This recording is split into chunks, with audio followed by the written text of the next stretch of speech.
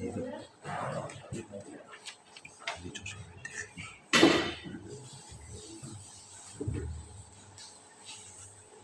ver, ahora sí. Bueno, buenos días, lo primero. Y estoy encantada y doy las gracias tanto a SISEBA como a todos los organismos que han podido hacer posible esta jornada y por contar conmigo y por vosotros por venir aquí a escuchar un poco las reflexiones que he traído sobre, bueno, la danza de palo en general y la impresión que me ha dado vuestra danza, ¿no? Que realmente me ha marcado porque es especial, en concreto es especial. Entonces, quiero empezar con una breve anotación sobre el concepto de danza contenida en la definición que hizo un folclorista, Juan Antonio Isa de Zamacola, que decía: danza es una acción realizada a compás de una melodía o ritmo sujetos a unas reglas fijas que el ejecutante debe cumplir. Entonces, esta definición nos va a colocar en el concepto de danza que vamos a manejar durante toda, a ver si acierto la flechita bien, durante toda la comunicación. El tema que nos convoca son las danzas de palos, cuyo rasgo distintivo es su carácter ritual. Por lo tanto, primero me gustaría explicaros un poco todas las generalidades de la danza ritual. La danza va asociada al ritual litúrgico e inevitablemente unida a su calendario, ateniéndose así a las fechas fijas y variables. El lugar donde se realizan las danzas litúrgicas siempre ha sido un hecho problemático, pero la danza siempre busca los lugares donde su presencia sea más eficaz, ejecutándose en distintos sitios marcados por las diferentes mudanzas. Hasta que encuentre yo el ordenador, con que no es el mío, la danza ritual... Acepto. La danza ritual ha sido una constante en la historia, como demuestran los restos arqueológicos, espera que aquí no ha salido, es esto, como demuestran los restos arqueológicos, así como ciertas prohibiciones que nos han ido confirmando su presencia en la ceremonia, siendo esta muy generalizada a lo largo de la historia. Es muy significativa una prohibición que hizo el Papa Zacarías en 744 que prohibía la danza dentro de la Iglesia. Y gracias a todas esas prohibiciones nosotros sabemos que ha existido y que el pueblo nunca ha hecho caso, claro. Los deseos que mueven al hombre a la realización de la danza ritual pueden ser de índole variada: una petición, rogativa, conmemoración, celebración, una jornada como hoy. A ver. Estas danzas rituales se ejecutaban tanto en el mundo rural como en el mundo urbano, tal como nos lo verifica en la revista La Ilustración Universal de París de 1879, que bajo el título de Los Carnavales de Madrid viene acompañado de un grabado en el que aparecen una serie de danzantes en esta fiesta. La mayor parte de las danzas rituales que han perdurado hasta nuestros días se conocen gracias a la presencia de los libros de cuento de las cofradías, vinculadas a la organización de la fiesta, tanto la fiesta patronal como la del Corpus Christi. También se conservan referencias en registros iconográficos como el de la custodia de la Catedral de Córdoba de 1517, aunque esta ilustración es posterior, es barroca, ¿no? Es de 1700 y se hizo entre el 34 o el 35, en el que aquí podéis ver unos seises en la Catedral de Córdoba. Pero, sin duda, aunque tengamos la documentación que nos remite siempre al 16, a partir del 16, no podemos negar, porque el ser humano siempre se ha comportado de la misma forma, no podemos negar que anteriormente, aunque no tengamos registros, no hubiera usado, porque el ser humano es conmovedor cómo hacemos lo mismo en cualquier parte del mundo. Es muy conmovedor. La danza se compone de pasos y mudanzas establecidos en el ritual religioso, en el cual la mayoría de los elementos están determinados por el protocolo ceremonial. Asimismo, en las danzas siguen un orden específico en su ejecución. El personaje principal de la danza es el danzante. Este, normalmente en número de 8, ejerce la función de representante en la comunidad en el acto litúrgico. Recibe diferentes denominaciones según las zonas, siendo danzadores aquí en Garayuela, danzadores en Camelos Viejos en La Rioja, ramajeros o danzarines en Nuño Moral, Cáceres, o danzaris en Navarra y País Vasco. En sus orígenes, los danzantes debían reunir ciertos requisitos para adquirir esta categoría. Originalmente, en algunas poblaciones era imprescindible pertenecer a la cofradía o a la hermandad y tener determinada edad, en otras les otorgaba por sorteo o por orden riguroso de los miembros de la cofradía, por selección porque bailaran mejor o peor, o simplemente por disposición voluntaria. El individuo debe someterse a un aprendizaje previo que será impartido por un maestro de danza o antiguo danzante y que se lleva a cabo en las vísperas de la fiesta. Estas danzas solían ser interpretadas principalmente por hombres, aunque existen excepciones destacadas de carácter femenino como la danza del pandero de Encinasola de Huelva o la danza de la peregrina en Leiva, La Rioja. En la danza se encuentran personajes asociados como el denominado guiador, botarga, zorra, guirria, zangarrón, etc., que ejerce de director y maestro de danza, aquí se llama alcabeza, y a veces está asociado al personaje del demonio, encarnado normalmente por un antiguo danzante, y que improvisa su papel en esta, siendo sus decisiones acatadas por todo el mundo, marcando las directrices y poniendo orden dentro y fuera de ella.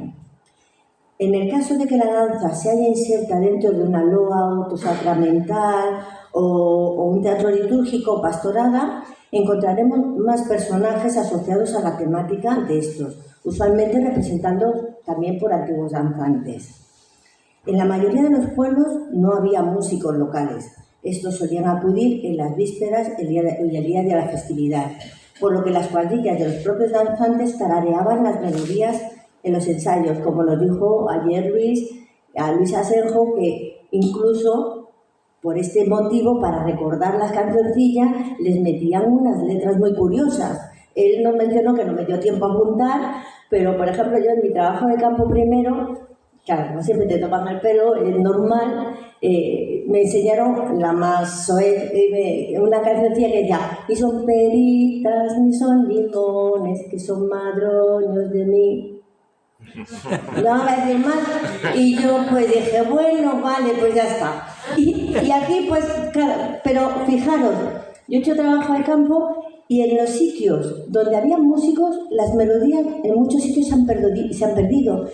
En cambio, en los lugares en los que no había músicos y había cancioncillas mnemotécnicas, la gente se acordaba. Entonces, Joaquín Díaz, que ha hecho un estudio riguroso sobre esto, dicen que se han encontrado letritas del siglo XV, del siglo de oro, refranes, letras que hacen alusiones a personajes históricos, incluso a personajes actuales. O sea, de hecho, yo he visto cuando salió lo del chiqui chiqui, los propios danzantes decir, vamos, hay que meterlo. Y meten canciones actuales, mientras entren en la cuadratura de melódica y musical. Pues oye, tampoco hay que decir, no, tienes que ser antiguo hasta la muerte. Tampoco hay que dejar la evolución normal, ¿no? Y luego también hay que decir que estas canciones y las melodías se encuentran, es muy frecuente encontrarlas en diversas poblaciones. Esto es decir, esto es de mi pueblo, a mí se me ha quitado mucho el tema ese, porque al final hay alguien en una mente que piensa y se corre. Digamos que esto es una actividad, digamos, religiosa católica, y es curioso como si te vas a Croacia, como si te vas a otros países, a Etiopía, hacen lo mismo. Y dices, vaya por Dios, yo que me pensaba que era singular, al final, eso sí, nadie puede sustituir que la rayuela sea excepcional y singular en muchas cosas, como en otras localidades, pero que hay una unión que nos une, que da lugar a esta danza ritual, que es la religión católica en concreto, ¿no? La música de la danza corría a cargo de los músicos que se contrataban para el evento, que solía ser los mismos cada año, siendo escasos pueblos que contaban con los músicos fijos en la localidad.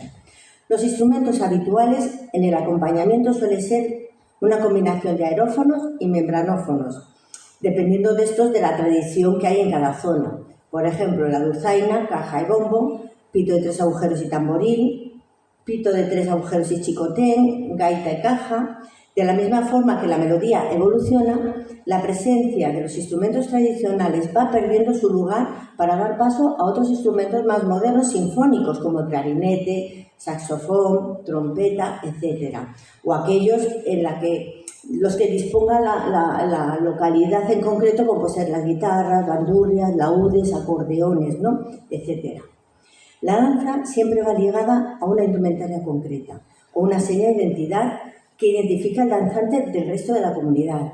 El traje básico en común, el que más encontramos, se compone de prendas fundamentalmente blancas: camisa, calzones, enaguas, medias y alpargatas.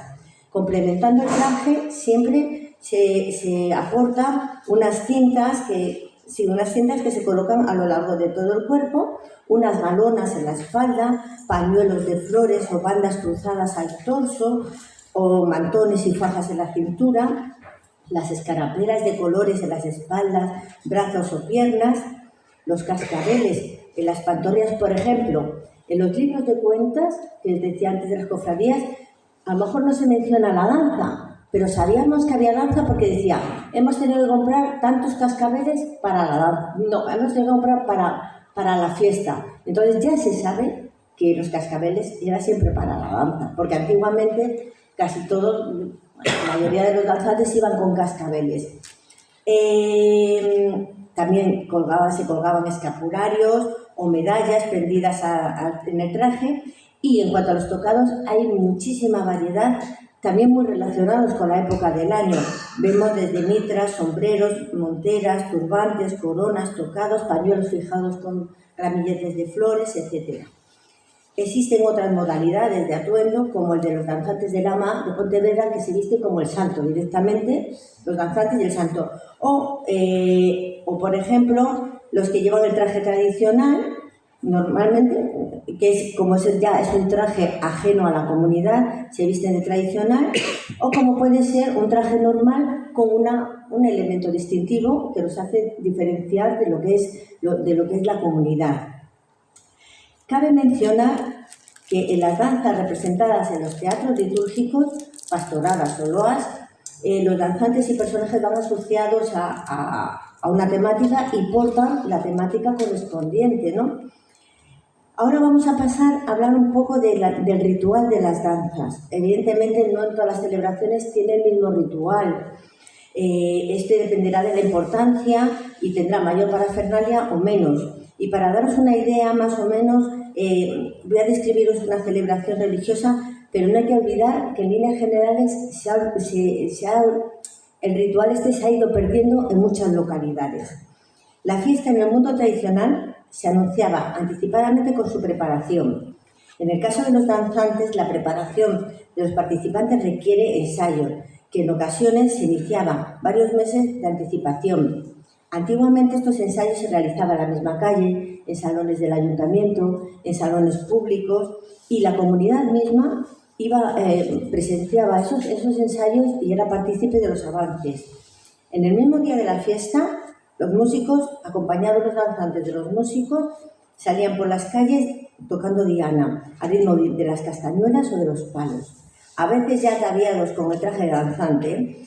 Llegando la hora de la misa, los danzantes, junto con los músicos y algunos miembros de la cofradía de la festividad correspondiente, irán recogiendo a las autoridades de la localidad y de la cofradía. Sacan la imagen y da comienzo la procesión, situándose los danzantes delante de esta con el objeto de custodiarla. En la puerta de la iglesia, antes de que la imagen salga, se realiza la reverencia y danzan, acabando con otra reverencia. Durante la procesión, los danzantes no pararán de danzar, realizando mudanzas concretas en puntos claves del recorrido procesional. Acabando la procesión, en la puerta del templo se realiza la última danza con algún elemento distintivo, simbólico, como la reverencia final o la conformación de un arco o espadaña por parte de los danzantes para que pase por debajo la imagen. Finalmente, los danzantes acompañan a la imagen hasta situarla en la iglesia. Acomodados todos en lugares específicos dentro del templo, comienza la liturgia, en la que participarán danzando en determinados momentos. Una vez finalizado el acto litúrgico, en algunas localidades el danzante vuelve a danzar llamas con un carácter lucrativo para sacar dinero para la fiesta o para otros menesteres necesarios. En algunas festividades, las danzas rituales conviven con otros actos, conformando todo ello un complejo festivo bastante enmarañado, digamos, ¿no? En el que se mezclan tanto elementos religiosos como profanos, pudiéndose encontrar también otros personajes destacados como las tarascas, demonios, diablos, gigantes y cabezudos, a veces que representan personajes actuales, y estos mismos también danzan detrás de los danzantes, ¿no? Como por ejemplo en la festividad de San Blas en Lodosa, Pamplona, o en Valdemorillo, Madrid, o durante el Corpus Christi. Antiguamente se danzaban con los gigantes y cabezudos en el propio Toledo. Pero ahora vamos a hablar de los valores que tiene esta danza ritual para la propia sociedad.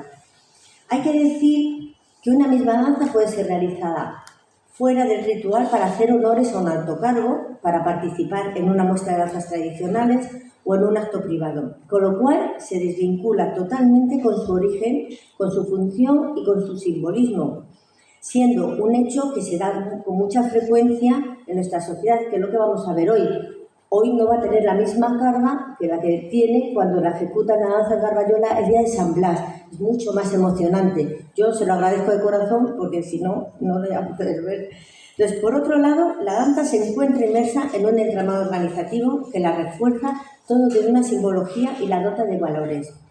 En ella se congrega a casi toda la comunidad, fomentándose así la conservación del ritual. Si ésta pierde el poder de convocatoria, deja de tener sentido. Y se trata de una señal de identidad específica de cada comunidad, donde se reflejan todos los valores éticos y estéticos. Además, con la danza se adoctrina y se refuerza la fe cristiana, como mensaje que se transmite a través de ella la lucha entre el bien y el mal, episodios bíblicos, vidas de santos, etc. Hechos que, en definitiva, remiten en todo momento a la dependencia de un ser superior. Al mismo tiempo, podemos decir que la danza posee una fuerte componente socializador. No sé si habéis visto, bueno, habéis ido alguna vez a Anguiano. Anguiano se tiran por la calle en una puesta que da miedo, y todos formamos parte de la danza, porque ellos empiezan a tirarse dando vueltas, y hay que tener una fe, vamos, fe. Pero gracias a que toda la gente está en los laterales, va parando y va dirigiendo al danzante. Entonces, tienes que estar apoyando. Es como cuando vas a ver los castellers en Cataluña, llega un momento que se empieza a conformar, y cuando ven que la torre se va cayendo, empieza gente, y vamos, cualquiera, te tiras y apoyas la torre. Es un componente que se nos ha olvidado en nuestra sociedad, pero que antiguamente la fiesta somos todos, no solo los danzantes. Los danzantes velan por nosotros ante la iglesia, pero nosotros velamos por nuestros danzantes y estamos apoyándoles, ¿no? Y al mismo, bueno, luego la organización y el orden. Aquí viene el somatén, cuidado, acabamos de hablar. La organización y el orden en la representación influye de forma relevante para darle un carácter más simbólico al espectador. Dependiendo de la situación de la danza en la ceremonia, se cumplirá una función u otra. La presencia de la danza en ritual va marcando un orden organizativo en la ceremonia, estando normalmente preestablecidas las danzas a realizar en cada lugar del recorrido litúrgico. De la misma manera, se da un comportamiento social de orden generalizado durante el evento, acorde con el ritual, que es reforzado por la presencia del birria y las autoridades eclesiásticas y sociales. El público se siente involucrado emocionalmente con el acto, que es favorecido por la dramatización, la música, la indumentaria y todo el protocolo en el que se encuentra inmerso. Yo aquí tengo que recordar un día en Segovia que empezaron a danzar las mozas, porque los chicos estaban en la edad tonta y no querían danzar, y dijeron las chicas, por nosotras. Y llegó el momento de hacer las pañas para que pasara la imagen. Y claro, nosotras en la adolescencia pues estamos blanditas todavía, y nada, y la espadaña no subía una encima de otra, y no subía. Yo acabé llorando ya, como diciendo, si no se forma esto, el año va a ir mal. Y te involucras tanto que lo sientes, que realmente, o sea, parece que no, por ejemplo, yo no soy muy practicante ni nada, y bueno, como elemento antropológico fui a ver al Papa, que vino a Madrid un año, y yo me puse a llorar y digo, bueno, vamos a ver que no vas a misa, Gemma, haz el favor. Pero todo no somos tan impermeables como creemos, o sea, todo nos influye y nos dejamos llevar, y bueno, es bonito, a mí por lo menos me parece bonito. Por otro lado, entre las diferentes funciones que puede tener la danza, según la situación del cortejo, está el aspecto simbólico de protección y profilaxis. Desde el punto de vista simbólico, Josefina Roma, que ha estudiado mucho este punto, este apartado, hace hincapié que cuando la danza da comienzo al cortejo, sirve para barrer exhaustivamente los peligros espirituales. Todavía existen tradiciones como, por ejemplo, en Carnaval, que en el norte salen los cencerros, las máscaras. Sabéis que en febrero empieza ya la primavera y los hombres, los de las máscaras, salen con los cencerros por todos los campos para ahuyentar el espíritu del invierno y que venga el espíritu de la primavera. Entonces, eso, bueno, y sí, y si no, vamos a hacerlo y no hacemos daño a nadie. Entonces, esto ella comparte que las danzas de palos y estas danzas sirven para proteger a la imagen y a nuestra divinidad, a la que le debemos todo, ¿no? Desde el punto de vista de los danzantes, Gerard Lucas concibe que la ceremonia como un rito de paso al mundo adulto. Por un lado, sirve de presentación social y por otro se considera como un aprendizaje al mundo de los adultos, con todos los deberes, compromisos y gratificaciones que conlleva. El danzante, que es un personaje que sobresale por su capacidad, compromiso y responsabilidad y que goza en la comunidad por un gran privilegio, pues es el portador de la tradición. Su figura protege simbólicamente al ritual y a la propia comunidad, quedando todo reflejado en el esfuerzo de aprendizaje, en las demostraciones de habilidad, la fuerza y resistencia y dando ejemplo de persona humilde y paciente. El birria también requiere una gran habilidad y destreza y con frecuencia es el mejor danzante. Su función trasciende más allá del mando de la danza y del orden público. En algunas localidades se debe incorporar a la danza sobre la marcha o acompañarla con movimientos exclusivos de su personaje o con acrobacias, siendo el mejor danzante y en el que en general enseña la danza, va marcando las mudanzas y los lazos tanto de los danzantes como de los músicos. Durante su ejecución impone orden social, fuerza al respeto hacia el acto, aunque por otro lado, con su carácter expansivo, atrae la atención de los espectadores. El músico es un personaje extrovertido, comprometido, responsable, por lo general con una iniciación musical autodidacta, que en algunas ocasiones debía ser capaz de aprender y reproducir una melodía de oído para que se ejecutara prácticamente en el día. Y en cuanto al atuendo del danzante y del birria, aportan un carácter simbólico por ser un atuendo excepcional, no cotidiano. Esto hace que muchas localidades se custodien en la propia iglesia hasta la llegada de la celebración, otorgándole mayor veracidad a su simbología. Por otro lado, el atuendo posee elementos simbólicos reglados por la propia iglesia, como es el color de ciertas prendas. Hay digamos, no se puede usar, antiguamente no se podía usar a la Inmaculada el color rojo, había que usar la fiesta de la Inmaculada el color azul, el azul claro, había que predominar el color blanco, que es la pureza, o sea, tú no te podías vestir de cualquier cosa, ni de cualquier color.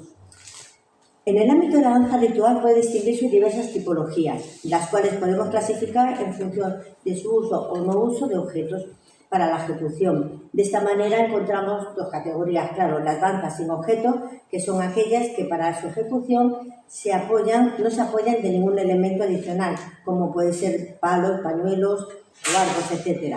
Un ejemplo de estas danzas pueden ser las deambulatorias, que se ejecutan durante la procesión y que tendría su origen en el cortejo de la imagen por parte del pueblo y la clerecía. Los ejemplos son innumerables en toda la geografía nacional, como la danza del Rey Niño de Navalagamella en Madrid, o aquella donde los danzantes realizan un alarde de resistencia y coordinación ejecutado por parejas, como la celebración del Corpus Christi de Méntida, en Toledo. Y por otro lado están las danzas que incorporan objetos, es decir, aquellas en las que se emplean elementos adicionales que enriquecen la ejecución y en muchos casos destacan por su carácter espectacular y por requerir una notable destreza por parte de los danzantes. Algunos de los ejemplos son las danzas de arcos o de palos, las danzas de cintas y pañuelos, las danzas de palo y broquel o la danza de fajas, la danza de zancos o de espadas o los bailes de bandera, entre otras. Pero tras esta aproximación general a la danza ritual, voy a pasar ahora a enfocarnos a las danzas de palos. No hemos empezado, ¿eh? ¿Tenéis 2 horitas así? Que no. Cuando yo voy a caer uno de lado, yo paro. Aunque existen muchas referencias documentales de la presencia de estas danzas en el Corpus Christi de las danzas de palos, solo se constata su presencia desde el siglo XVI, lo que no quiere decir que no existiera anteriormente. Un ejemplo de ello nos lo aporta Valencia Castañeda en su estudio de las crónicas de un pueblecito de al lado de mi pueblo, Villamedina de Río Seco, en Valladolid, donde se menciona la procesión del Corpus Christi en el siglo XVI y nos dice: grupo de danzantes iban troqueando y haciendo lazos ingeniosamente combinados y bailando graciosamente al compás de tamboriles o vihuelas. Existen a su vez varias tipologías de danzas que utilizan palos como elemento central. Un ejemplo sería las danzas de bastones pastoriles, en el que se demuestran la habilidad y resistencia con el bastón. También encontramos danzas de palo largo, las danzas de palo y broquel o danzas de palo y espada, que estas últimas, por ejemplo, guardan más similitudes con las danzas de espadas en cuanto a coreografía, ¿no? Más que con las danzas de palos. Dice, usa palo, pues es lo mismo, no. A lo mejor es una evolución de danzas guerreras, de espadas, y no de danzas de palos, que son más agrícolas, digamos, ¿no? Nos centraremos solamente en aquellas danzas en las que se usan 2 palos del mismo tamaño. Estas las podemos encontrar bajo diferentes denominaciones dependiendo de la localidad geográfica. Palitos, como decimos aquí, paloteado, paloteo, troqueado, paleo, bastón, palilleo, palillo, etc. El origen de las danzas de palos sigue siendo un objeto de debate y se ha planteado principalmente 2 interpretaciones. Una que las vincula a antiguos rituales de fertilidad agrícola, mientras que otras las destacan por su posible raíz de prácticas de carácter guerrero. Basándonos en la teoría de que las danzas de palos tienen un origen agrícola, muchos autores como Josefina Roma defienden que estas tienen una función profiláctica y de fertilidad, producida por el batir de los palos. El hecho de entrechocar bastones en algunas localidades tienen el fin de expulsar o alejar presencia negativa para así evitar su influencia en las cosechas y campos, y vienen de prácticas primitivas en donde la danza ya poseía un carácter religioso, según afirma Joaquín Díaz. Es simplificar muchísimo. Hay muchos tipos de danzas, hay muchos objetivos, hay muchas funciones, pero a mí, por ejemplo, me impactó muchísimo, hay muchas mudanzas, ¿no? Muchas danzas dentro de una misma localidad, pero aquellas que se hacen en el suelo se suelen hacer en sitios cerrados. Y yo no creo que esas danzas al suelo en la iglesia sean para despertar la fertilidad, y sí para otra cosa. Porque, por ejemplo, si tú vas a una iglesia y están 8 hombres de antes golpeando a la vez los palos, te juro que si no crees, crees. Porque encima he visto que abrían la puerta de la sacristía y la cerraban para dar mayor eco, entonces es un guas, y tú dices, digamos, refuerza el valor. Entonces, la danza ritual no la veo como algo que se pueda encasillar. La danza es como una catedral.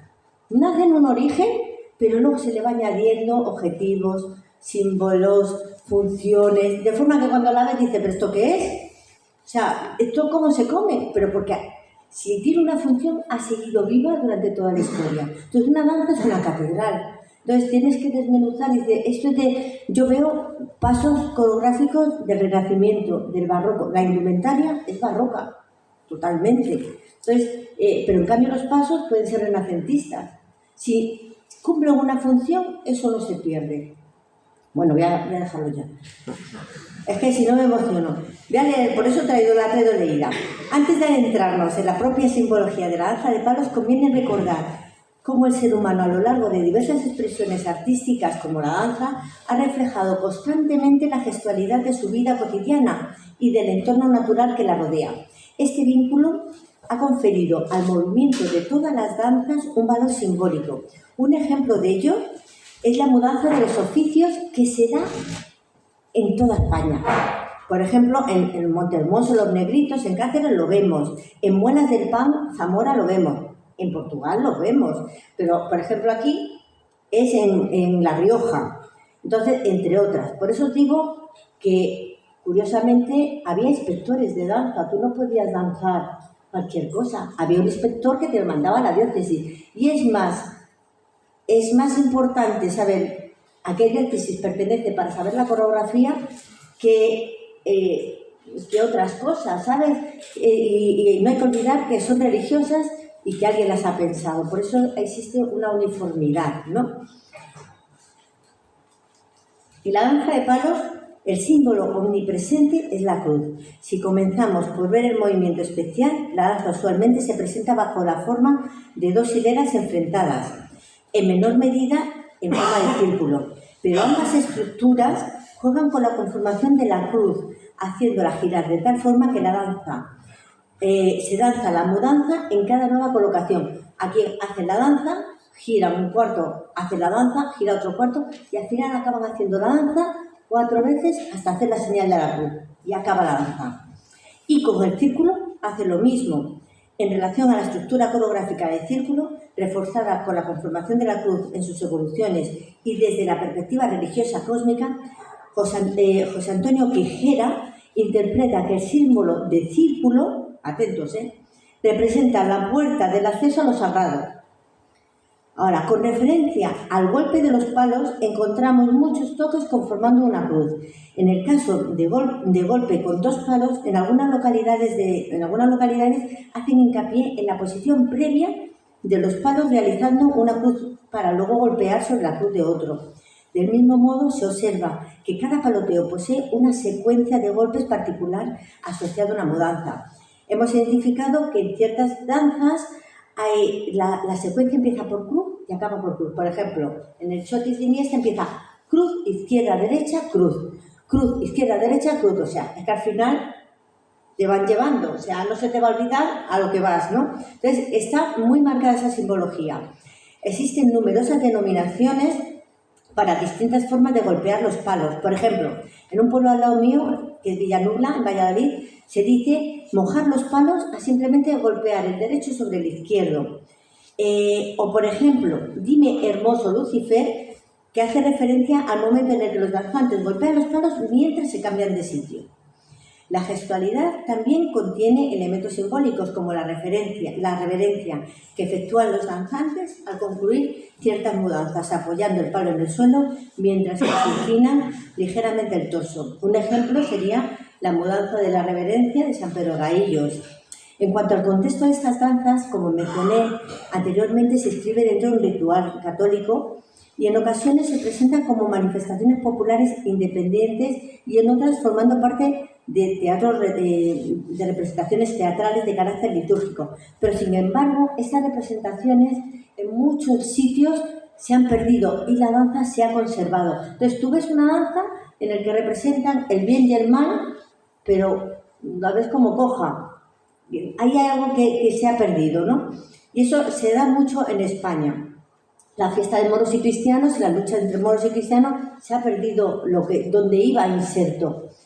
A continuación, revisaremos brevemente las características, lo prometo, coreográficas de la danza de palos. El número de mudanzas o distintas danzas en las que se suelen ejecutar las danzas de palos en todas las localidades que se hacen es elevado. Se suele hacer entre 20 o 30 danzas, aportando un mayor enriquecimiento coreográfico que otras danzas. La danza de pañuelos suele ser una coreografía o 2, pero la danza de palos tiene muchas coreografías. Como cada danza recibe un nombre basado en distintos aspectos. Por ejemplo, la de los oficios que os he dicho antes, porque La gestualidad imita al herrero, imita al barbero, o por ejemplo el tipo de toque, hacen un toque rápido o lento y le llaman a tripicoteado, o por ejemplo la canción que acompaña en el ensayo, La pájara pinta. Entonces, dependiendo, pues es la mudanza. Por ejemplo, ¿qué nos decía Luis? Ayer nos decía las agachadillas, le llamaban a una mudanza, o la cruzadilla, ¿no? Cruzadilla era. Entonces, dependiendo de una característica de la danza, pues es como se le llama a esa danza. Se podría decir que hay una terminología común en el que, para nombrar los distintos cambios coreográficos. Por ejemplo, la mudanza, lazos, puntos, calles, entre otros. Sin embargo, también ocurre que en estos términos generales, como lazos, calles, corresponden a figuras específicas en algunos otros lugares. Asimismo, en ciertas localidades, a estas mudanzas o lazos se les asigna un nombre particular, como he dicho antes, ¿no? En lo que respecta a los palos, en la mayoría de los casos eran elaborados por los propios danzantes en los días previos de la celebración, por ejemplo en Montehermoso, Cáceres, o en Valverde de los Arroyos, en Guadalajara, aunque en ciertas localidades eran los propios artesanos de la zona los que lo ejecutaban. La madera tenía que ser resistente dentro de las variantes de cada zona. Por ejemplo, en Garbayuela era cebuche, ¿no? Creo, sí. No me equivoco. En Valverde de los Arroyos y Guadalajara se fabrican de espino o de haya. En Dueza, en Cameros, en La Rioja, se construye de madera de bujo, ¿no? En algunas localidades los palos suelen ser cuidadosamente tallados y decorados, especialmente donde el impacto no suele ser muy fuerte, como en Tordillo, Salamanca, pero en otros casos, como en Iniesta, se pintan de rojo. Por lo contrario, hay lugares donde los palos son simples, ya que se rompe con frecuencia, como en Fuentercésped, en Burgos, que además los danzantes buscan el quebrarlos, ¿no? Y además, en algunas poblaciones se adornan con madroños o cintas, como puede ser aquí en Garbayuela, evidentemente. La longitud del palo suele estar estrechamente relacionada con la coreografía de la danza, así que en ciertas zonas donde el ritmo es especialmente rápido, como en la provincia de Segovia, predominan los palos cortos. En cambio, en las localidades donde las mudanzas incluyen golpes en el suelo, por encima de las piernas, por debajo de las piernas, pues tienen que ser palos largos, como en Galde de Sorbe o en Saucelli. A continuación nos detendremos en la danza de Garbayuela. Aquí ya voy a pedir perdón por si acaso me equivoco, ¿vale? Porque no he tenido contacto solamente visual de los documentos, y gracias a Dios que ayer pude llegar en el momento justo de escuchar a Luis, pero no sé todo lo que tendría que saber como Luis, así que tienes derecho a levantar la mano. Vale. Yo quiero hacer una referencia a esta danza con el propósito de ubicarla dentro del contexto de las danzas rituales y establecer comparaciones con otras danzas de palos. Es mi obsesión, comparar, o sea, no vais a librar. Con el objetivo, sobre todo, de saber cuáles son las peculiaridades de cada una, qué es lo que nos distingue en el mundo tradicional, la peculiaridad, ¿no? Que no puedo dejar de hacer una breve referencia, que ahí me vaya a tener que ayudar y luego pillaré a alguien, sobre la danza de palitos de Villarta, de los Montes, que la he oído hablar de ella, pero no sé si se hace, si no se hace, no tengo mucha referencia. Y claro, no voy a comparar la danza Garbayuela con la de Villarta todo el rato, porque ya sabemos que si es igual, es igual. La danza de palitos se ejecuta con motivo de la festividad de San Blas, que al igual que ocurre en Garbayuela, donde la danza forma parte de esta celebración, en otras localidades también se ejecutan danzas de palos en honor a este santo. Por ejemplo, en Montehermoso, en Muñomoral y Aldeanueva, en la provincia de Cáceres, en Villamando, León, en San Leonardo de Yagüe y en Hontoria de Pilar, en Soria, en Ayoza, en Teruel y en Zarratón, en La Rioja. Respecto al nombre de esta danza, el término de danza de palitos es poco común. En esta primera revisión solo he hallado una referencia a esta expresión, mencionada por Josep Bargalló en 1952, en relación a la fiesta mayor de Torredembarra, Tarragona, donde indica que se realizaba danza de palitos, bastoneros o bastones. En dicha festividad, en particular, se ejecutan tanto danzas de pastores como de bastón o danza de palos. En cuanto al término utilizado para referirse al danzante, aquí se emplea, a mí esta cara Me suena, pero yo no sé si está por aquí, si no está por aquí, de la foto. Yo veía caras de mis fotos, no está, ¿no? Bueno, a ver si voy a meter... Pero todo me parece conocido. Yo venía y digo, saludo a todo el mundo, pero es que os tengo tan vistos que me parece de la familia. Sí. Bueno. Que no le vas a conocer dentro de media hora. Ah, vale, me encanta. Bueno, en cuanto al término utilizado para referirse al danzador, que también aparece en localidades como en Torrejoncillo, Cáceres o en algunas danzas de espadas de Huelva, como en Villablanca, Alosno y San Bartolomé de la Torre, por otra parte, también en localidades como en La Rioja, Camelos Viejo, Anguiano, Nieva y Rueza, así como en la provincia de Lugo, como en lugares como Belorado, Pradoluengo, Villafranca, Montes de Oca y Quintanilla de San García, entre otros, no se dice danzadores, se dice danzadores. Yo no sé si es por una variante de la zona, de que estáis más cercano al sur, pero bueno, pero fijaros, es un poco absurdo, ¿no? Que os asemejáis con más lejos, con lo más lejos. Es curioso, a mí me parece llamativo. Asimismo, los danzantes reciben diferentes denominaciones según la posición que ocupan en la danza. Es habitual que los más experimentados sean situados en los extremos y sean llamados guías, mientras que los novatos se les conoce como panzas y situados en el centro. En Garbayuela, por su parte, los dos primeros danzantes reciben el nombre de cabeza. Bien. Al igual que los vals de bastón del PND de Cataluña.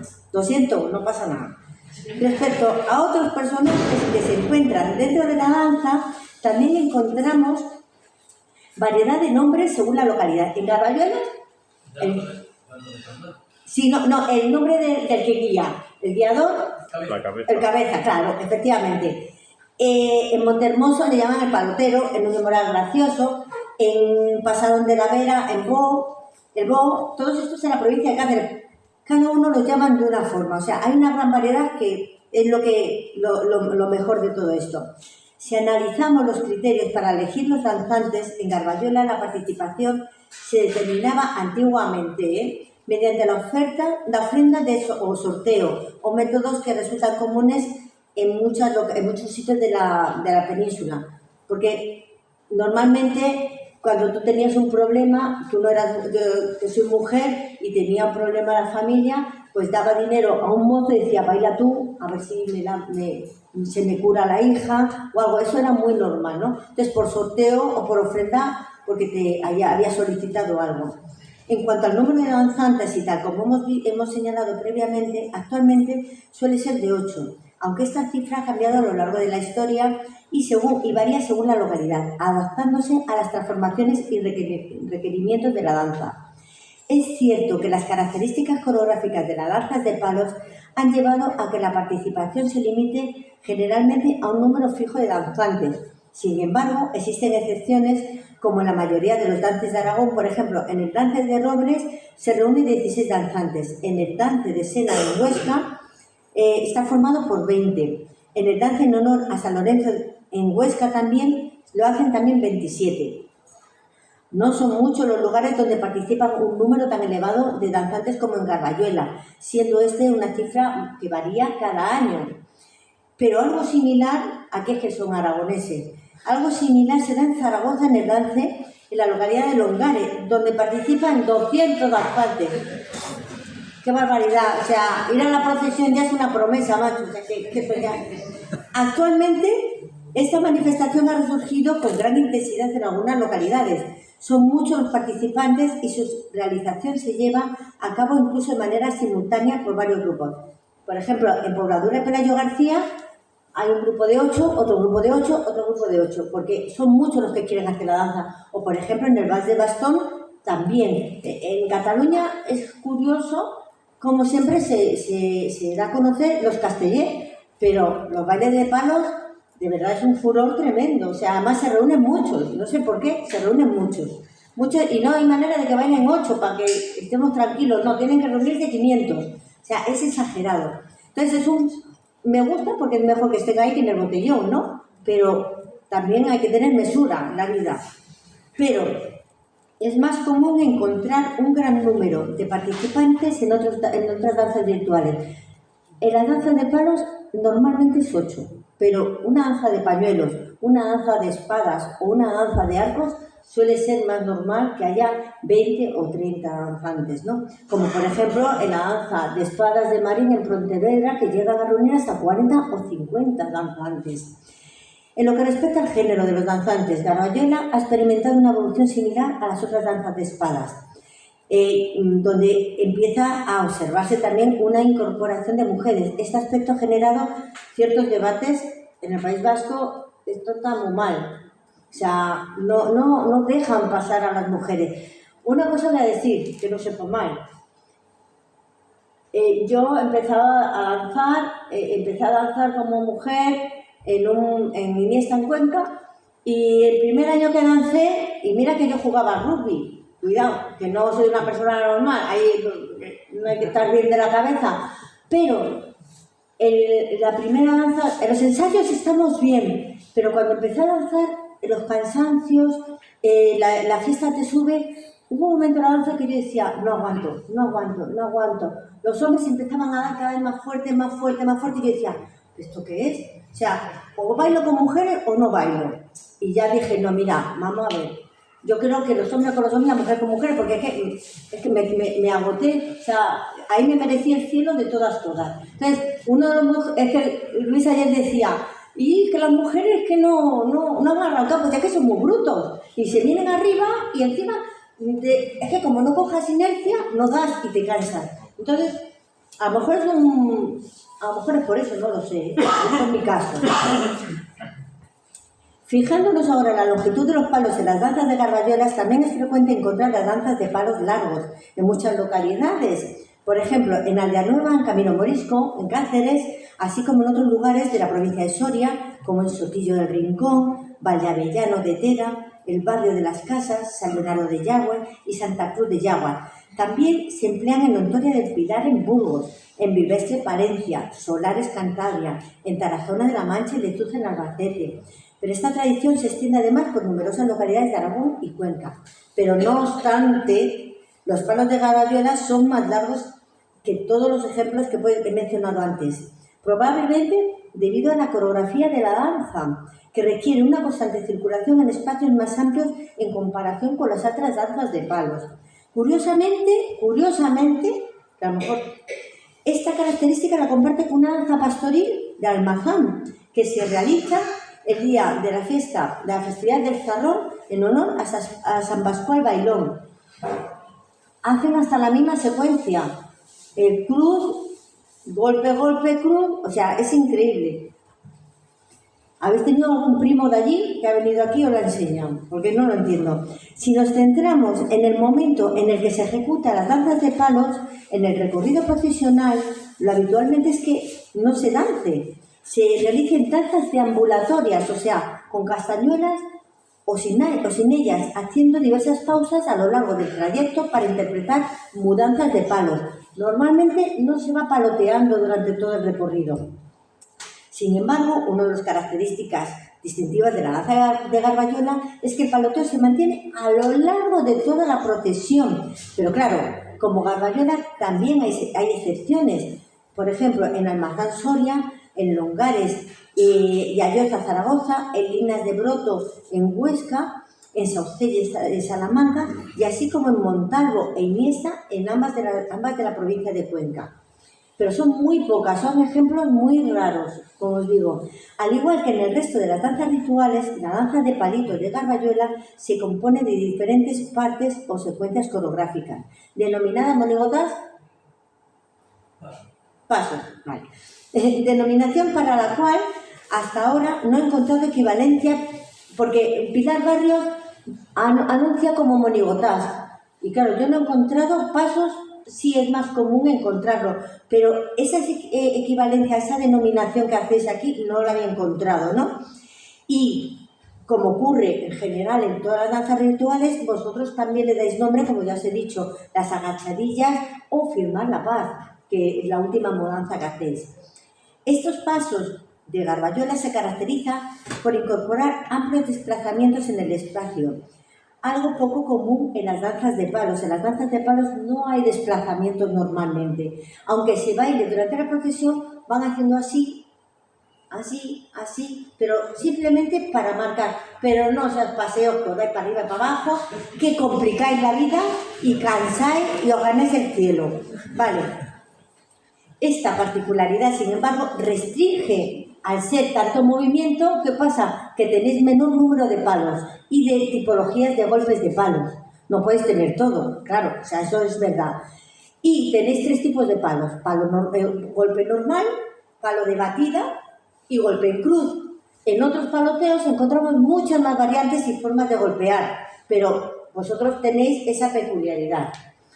Por ejemplo, Almazán os copian todo. En Almazán, en Soria, hacen la misma, también se encuentra, pero estos golpes que vosotros hacéis de batida, de golpe en cruz y normal, también se encuentran en otras danzas de palos, en su repertorio, como en Aldea Nueva de Cáceres, en Barrio de las Casas, en Soria, o en Aguilafuente, Segovia, entre otras localidades. Ahora vamos a pasar a los movimientos coreográficos de cada uno de los pasos que conforman la danza de Garbayuelas. Por ejemplo, la conformación en 2 filas es una característica común, más común en las danzas de palos que en otras danzas. O sea, que compartís esta característica con las danzas de palos. Por ejemplo, el movimiento de cadena, que es lo que diría Luis, sencillo, que es ir pasando Claro, 2 filas opuestas. Exacto, se van esos, lo que llamamos en baile la cadena o cadena inglesa, que es muy complejo. Eso no es habitual, eso no se ve en las danzas de palos, es raramente se ve y no se hace con frecuencia. Pero, por ejemplo, en el lance de robles, que no lo he puesto, a ver, perdóname, la cadena, en el lance de robles se hace subiendo las escaleras y de 4 en 4. De 2 salen 4. Claro, es que es muy complicado, o sea, es una mudanza y entonces solamente lo he visto en 2, en Gallur, en Zaragoza y en Robles, fijaros, pero porque son muy danzas muy complejas, ¿no? Luego, la formación de una fila, como hacéis en un momento dado, eso tampoco se hace en las danzas de palos. Se suele hacer en otras danzas rituales de pañuelos o de castañuelas, como ves ahí, ¿vale? Luego, la formación de 2 círculos, que la hacéis como cuando formáis dos hileras, que luego evolucionáis así en las danzas de palos, eso es muy normal. Se da, pero no es normal que se haga en la procesión. No es normal. Se hace en quieto, evolucionando no. Luego, una configuración frecuente en las danzas de palos es el corro único, y que podemos encontrar en Iniesta, en Montalvo en Cuenca, en Saucés y Salamanca, en Lezuza, entre otros. El corro sí que es corriente en las danzas de palos. Aunque esta estructura es sin duda la más frecuente, por ejemplo, es más corriente en las danzas de castañuelas. Luego, por ejemplo, una mudanza que comparte mucho es la cruzadilla, la de cambiar de sitio con la pareja. Eso se da muchísimo en las danzas de palos, evidentemente. Luego, la configuración de hecho, agachadillas era cruzadilla. Las agachadillas que hacéis aquí, que eso me lo tienes que explicar en otro momento el objetivo que tiene, eso no se hace en las danzas de palos, pero sí en las danzas de espadas, como veis aquí al lado, en la danza de Marín de Pontevedra. Pero eso no se suele hacer en la danza de palos. Y al igual que en Garbayuela, forman un arco o pasillo con palos como cierre del acto a la entrada de la imagen del templo, es usual que en algunas localidades como San Pedro de Gaillos conforman una espadaña o torre humana para que pase la imagen con el mismo fin. El hecho de que la danza se realice con paso andado o bailado suele aportar una componente de exhibición o destreza que en ciertos casos facilita el movimiento, como ocurre en Garbayuela, que si no vas andando o corriendo no llegas nunca. Esta práctica también se observa en otras danzas, pero que le da mayor dificultad. Por ejemplo, en Valencia Don Juan, en León, van bailando un paso de vasco y que eso hace que complique la danza, pero le da mayor espectacularidad. En cuanto al vestuario de los danzantes, Garbayuela corresponde a una de las tipologías más comunes en la actualidad, que incluye pantalón negro, camisa blanca, faja roja y un elemento distintivo, que en este caso es el lazo que ponéis en el cuello. Pero todos los miembros mantienen esta uniformidad, destacando como señal de identidad el lazo. Un indumentario similar puede observarse en Magaz de Pisuerga, en Palencia, aunque allí, por ejemplo, es el pañuelo de cabeza, o los danzantes de espadas de Huelva, que portan una banda cruzada al pecho, o en Bayona, en Pontevedra, que llevan una corbata negra.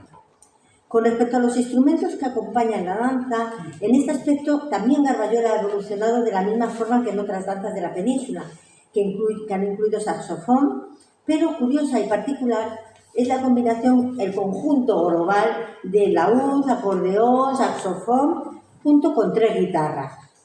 Os dais todo. O sea, habéis salido, que es muy difícil. O sea, una dulzaina sale y se te oye a todos lados. Y ahí os aseguráis de que os oyen todos, eso está claro. Es sin duda llamativo, pero eficaz, que en Garbayuela se emplee una sola melodía. Eso es verdad, ¿verdad? Que solamente utilizáis una melodía en concreto. Solamente.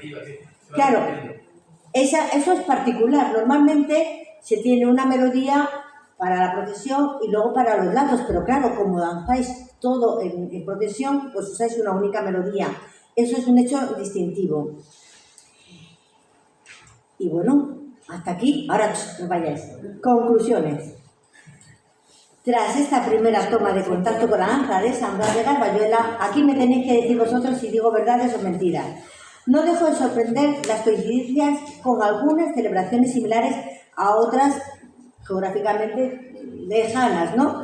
Lo que nos hace pensar en corrientes migratorias y de traslados de prácticas cuyo estudio que lo haga otro, porque yo ya no doy para más. Dicho esto, no cabe duda que la danza de palos de Garbayuela recoge las tradiciones centenarias llenas de simbología y significados trascendentes, como queda reflejada en la mudanza final, en donde se conforma un círculo delante de la iglesia donde se firma la paz dentro del simbolismo cristiano, en el que el círculo representa las puertas del cielo y el acto de firmar la paz simboliza lo correcto. Coreográficamente nos enfrentamos una vez más al misterio de las danzas tradicionales comunes extendidas por todos los puntos de la península, donde el acervo popular se encuentran los rituales claramente semejantes. Pero curiosamente, y ciñéndonos a sus características coreográficas, las danzas de Garbayuela se acercan más a otro tipo de danzas rituales como las de pañuelos, castañuelas, arcos, etc., cuyos movimientos espaciales se remontan más y se asemejan a las danzas de corte renacentistas. Y para terminar, me gustaría transmitiros unas reflexiones generales sobre las danzas rituales en la actualidad.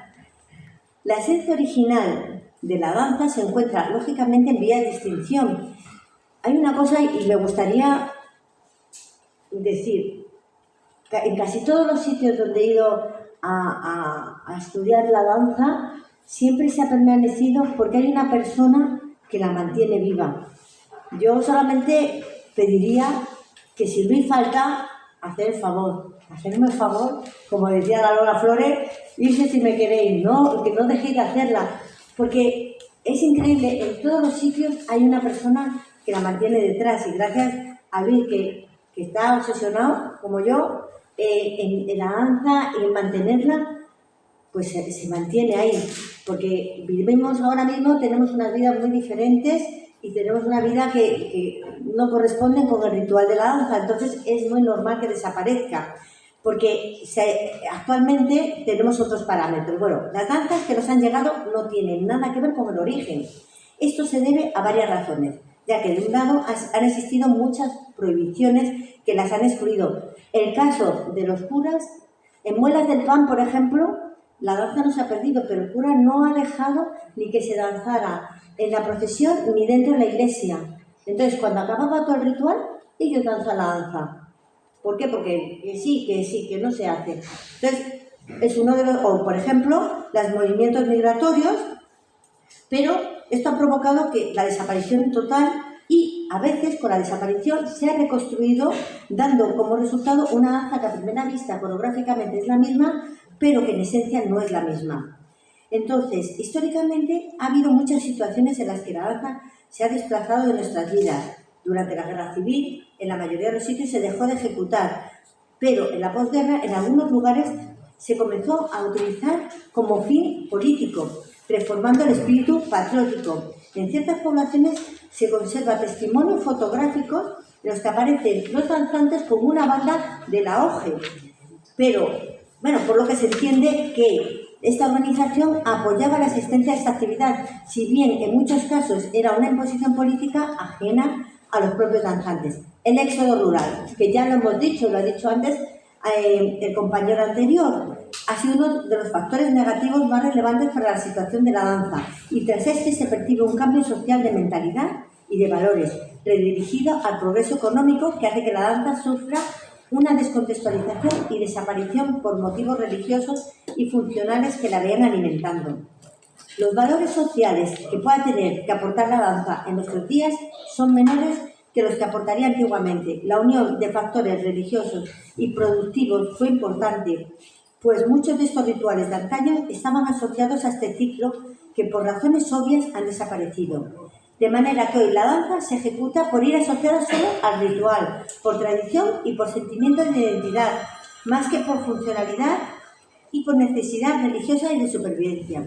El danzante hoy es una persona voluntaria que desea mantener la tradición y cuya función se limita a su audacia, a destacarse de sus contemporáneos, renunciando a unas horas de forma moderna.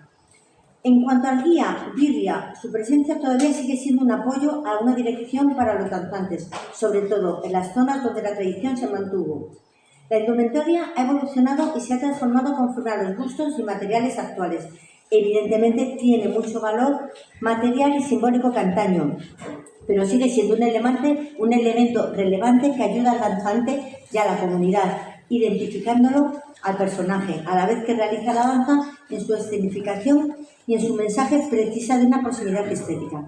En lo referente a la música, el músico está más profesionalizado, en el sentido de que su mayoría tienen estudios musicales técnicos sobre los instrumentos utilizados en el acompañamiento de la danza. Durante la década de los años 70 del siglo XX se vivió una presencia de instrumentos sinfónicos, clarinetes, saxo, etc., que presentaban unos mejores resultados prácticos, como la afinación y volumen, pero a veces jugaban como solistas o con la combinación con tradicionales. Sin embargo, en la actualidad, y gracias a las escuelas de folclore y a la proliferación de constructores de calidad, se vuelve a contar actualmente con instrumentos tradicionales. En definitiva, y acabo, la tradición, como suele anotar Joaquín Díaz, es un río que mantiene su cauce, pero por el que pasan distintas aguas, y la danza garbayola sigue aportando elementos tradicionales que refuerzan la identidad local, el sentimiento del grupo y, en alguna forma, la fuerza de la antigua ritualidad. Impregna tanto a los danzantes como al espectador, transmitiéndole una fe ancestral que aún pervive en el fondo de las tradiciones populares. Muchas gracias. ¿Habéis aguantado?